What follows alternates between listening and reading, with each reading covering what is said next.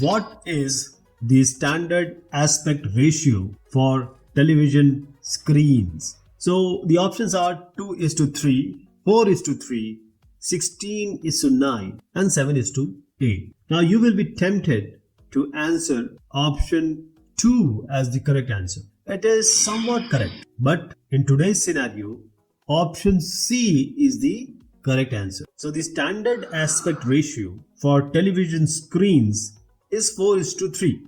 That is known to all of us. This means that the width of the screen is 4 units and the height is 3 units. So this aspect ratio was commonly used for now obsolete older CRT, that is cathode ray tube televisions, and early flat screen TVs. So it is not as commonly used today as the industry has already shifted towards the widescreen 16:9 aspect ratio, which is better suited for high definition content.